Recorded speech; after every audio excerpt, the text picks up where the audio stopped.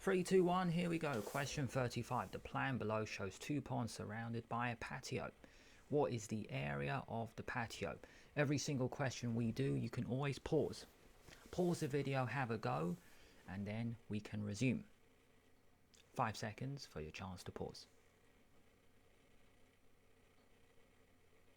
We want the area of the patio. That means the white area.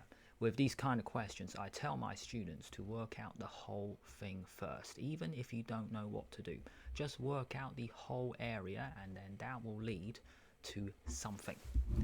9 times 6 equals 54 meters squared. Next bit, let's work out the pond and the other pond. 3 times 3, 9. 1.5 times what? Well, look at the side here. That is telling you 3 here, 3 here. So that will be 1.5 times 3 equals 4.5. I'll write it fully. I will write it fully. That bit is 3 times 3 equals 9.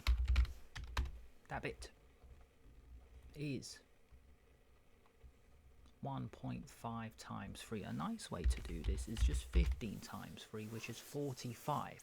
And then 1.5 times 3 equals 4.5. We want the total.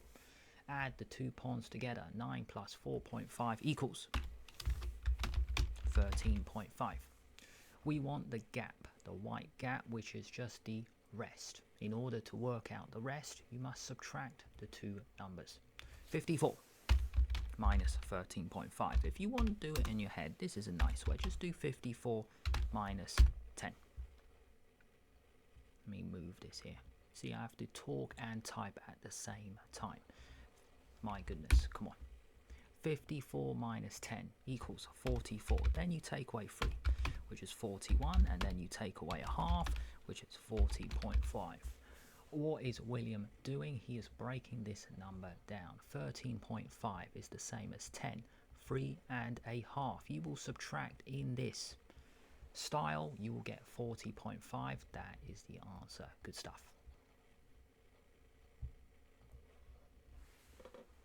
Jerry's car uses 4 litres of fuel every 100 kilometers traveled, plus an extra half a litre for every 200 meters in height that it climbs. Already there are lots of numbers. We must use them quickly. Jerry drives for 250 kilometers. Okay, you need to stop. There's too much information. That's what I tell my students. Interrupt yourself. Maths is about going from one number to another. Underline it. Underline it. How do you go from 100 kilometers to 250 kilometers? You times by 2.5.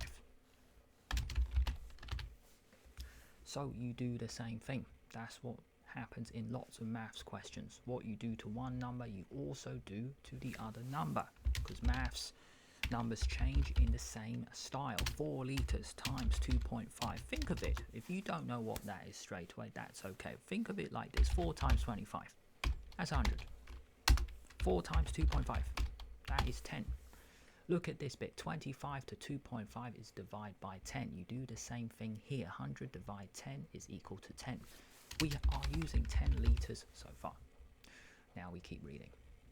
Half for every 200 meters. Same thing, look at the blue line. Go from one number to another. So it looks like Jerry's car is going up. So extra fuel will be used. Draw a line. Draw an arrow. How we go from 200 meters to 700 meters. You times by what? 3.5. And if you're not sure how I got that in one go, I will write it fully. 200. So imagine 1. Well, timesing by 1, that's 200. Times by 3, that's 600. Times by 4, that is 800. So the way I got this was, let me make it light blue, a bit too dark. Yeah, the way I got this was 200 times 1 is 200. And I'm jumping here, 200 times 4 is 800. Halfway in between, guys. Halfway in between 600 and 800 is 700. We do the same thing on the left. Halfway between 3 and 4 is 3.5. Ugh, too big. Make it smaller, mate. See, it's not just it's not just doing the question, it's formatting the question. Multi-level skill, you could say. Let me move that thing over. That should be suitable. Yeah, okay, let me move these equal signs over, make it look good. Shift this dude over. There. You see, I'm also looking to the right to make sure it's on the screen. Good. Times by 3.5, that is the blue bit. Do the same thing here, half a litre. Half a litre times by 3.5.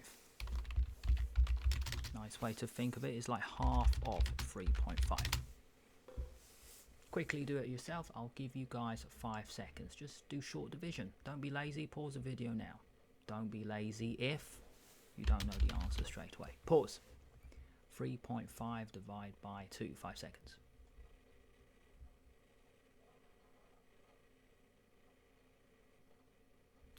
One, remainder 1. 2 into 15, 7, remainder 1. 2 into 10, 5. So 1.75. How much fuel does this person use? Let's put that in purple. Add it up. 10 litres plus. Where is it? Here. 1.75 litres. Because we times 3.5, 3.5. Then you add it up. So 10 plus 1.75, 11.75 litres. They should make it capital L. Does look a bit confusing. I mean, the question is hard enough. Make it all capital L. The graph below shows the number of fish caught each day on a 4-day fishing trip. What is the mean number of fish caught each day? When I teach my students bar chart questions, you must write the number on top of each bar. My dad also teaches in the same style. 3, 4, 2, 3. Add them up. 3 plus 4 is 7, plus 2 is 9, plus 3 is 12 fish. How many days are there? How many days was a 4-day fishing trip? So 12 divided 4 is equal to 3. That is what mean is. Easy question, you could say. Mean. I'll just write it fully. You add it all up, 12.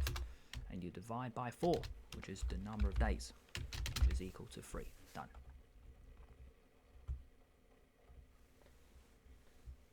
The children in the youth club are asked to name their favourite animal. The results are displayed in the pie chart below. 4 children said hamsters are their favourite. Draw an arrow. We know 4 children means 32 degrees. We want the rabbits.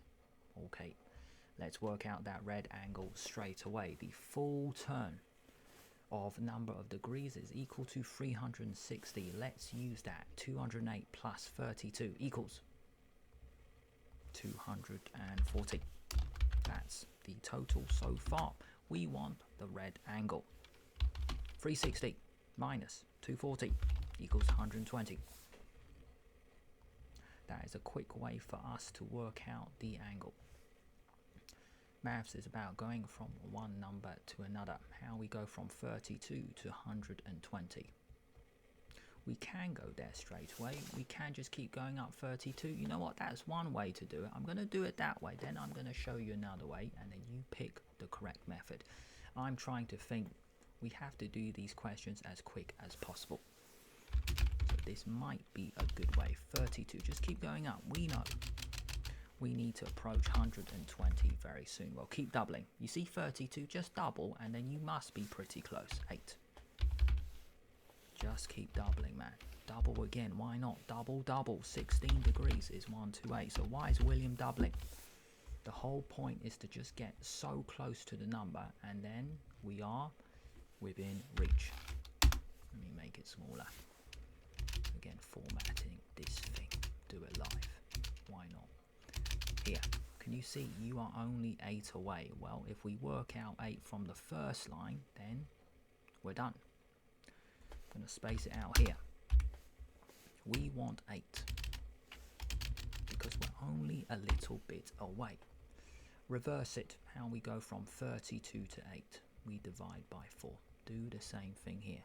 4 degrees divide 4 is equal to 1 degree. So what are we saying? 1 degree is equal to 8. So here, take away 8, so you need to take away 1. So that will be 15 degrees, 15 for the rabbits. Good. Here. Now, another way to do this is if we write it from the top. So let's say 4 children, said hamsters. Okay, so 4 kids, let me stick consistent, 4 children is equal to 32 degrees. Look at both numbers. Can you see they are both in the 4 times table? This is a useful skill. Whenever you have more than one of something, you might as well work out one of something. So 1 child is equal to 8. So why has William made both numbers smaller? Because now you can't make them smaller anymore. You can go to 120 degrees. Let me make it red. Here. 120 degrees. Why is it shifted off the page? 120. Maybe I need to move it here. Right. Okay. I need to format that a little bit better. Go forward. 8 to 120 is times by what? Well, if you don't know straight away with that orange arrow, quickly do it. Pause the video. Don't be lazy. Never, ever be lazy. Pause the video now. If you can't tell me straight away, you have 5 seconds. Pause.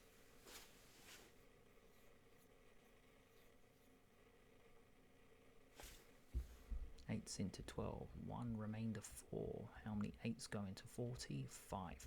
That orange arrow is telling you to times by 15. Do the same thing here. 1 child times 15 is 15 children. There we go. Grace makes a net out of cardboard. Which option below describes the 3D shape the net will make when it is folded up? Let's look at each part. Let's count the number of sides for each bit. This is a weird question. Okay, I was assuming they were the same. That's why I'm laughing here. Have a look. 1, 2, 3, 4, 5. That's a pentagon. If I quickly draw this, if it was suitable, if it was the same shape each time, it would look something like this, a pentagonal prism. What do I mean? Some 3D shape where you connect all the corners, and then it'll be some 3D shape like this. Now, why is William laughing? Look at the other shape. 1, 2, 3, 4, 5, 6. This will be hexagon. I'm so glad paint has the 3D shapes, just makes it so easy for me to explain these steps. If I connect every corner, but hopefully I can actually draw properly, that is your hexagonal prism. What do I mean? A 6-sided shape at the front, at the back, and then we connect it up. This might be a funny question. Can you see that's a pentagonal, that's a 5-sided shape, that's a 6-sided shape? Well, let's cross off. Can't be triangular prism. This blue one is like this. Triangle, triangle, and then connect.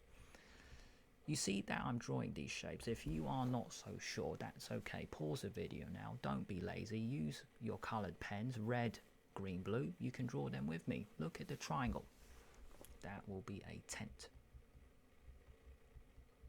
Chocolate bars in the shop, also known as a Toblerone chocolate. No. B, hexagonal, 6-sided. No, cuboid, no way. You put cuboid, you're not even looking. Cuboid here, here, and then you connect it. You know what? I'm being a bit unfair, because there are lots of rectangles here, and if we're thinking of a 3D shape, it could fold to be a cuboid. No. Pentagonal, no, so E should be the answer. I don't think I've ever seen a question where E is the option. Fascinating. Amelia is organising a party. Sandwiches cost S pounds. Underline it. Biscuits cost B pounds. She thinks the guests will eat 3 sandwiches. Why have I skipped that number at the moment? Because I've seen these kind of questions before. Look at S and look at 3. Well, these are the number of sandwiches, so the first bit must be 3S. Imagine S is £2. So £2 times 3 will be £6. How do we get that? You multiply the two numbers. Look at the next bit. Biscuit cost B pounds. Well, how many? 5 biscuits. Imagine a biscuit costs £1. So 5 biscuits will be £5. How did I get there? How did I get that? £1 times 5 is 5, so 5b. How much will she spend on each guest in pounds? Well, we've got this one and that one. Looks like the guests going to her party, Amelia's party, are eating quite a lot. What do we do with these two? We add them. 3s plus 5b, that will be the answer. A. Tick. The next bit, they could ask you, work out the price if a person spent, well, £2. Sandwich. And let's say the biscuit costs £1.50. How much would it cost? Okay, pause the video now. I'll give you 10 seconds. Don't be lazy. Pause now. Have a go. Put in £2 into here, £1.50, and tell me the answer.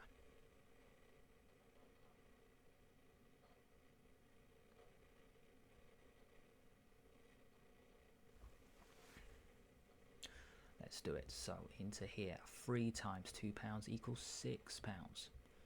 £1.50 times 5. If you're not sure, just write it on the side. It's okay. £1.50 times 5. Do column multiplying. When we do this, it is good to put the decimal multiply on top. I've said this to my students before. Even though the number 5 is smaller than £1.50, we put the decimal number on top. 0 times 5 is still 0. 5 times 5, 25. 1 times 5 is 5 plus 2, 7. Add them together. 6 plus £7.50 is equal to £13.50. So there we go. The answer for this question was A, but I'm just saying if you put real numbers in for the price of sandwich and biscuit, I've just made the question a bit harder. That could have been the answer. We have just covered questions 35 to 40. Next up, appearing on the screen, will be questions 41 to 45. Keep watching if you want to learn on this channel, or maybe take a break and then come back and watch questions 41 to 45.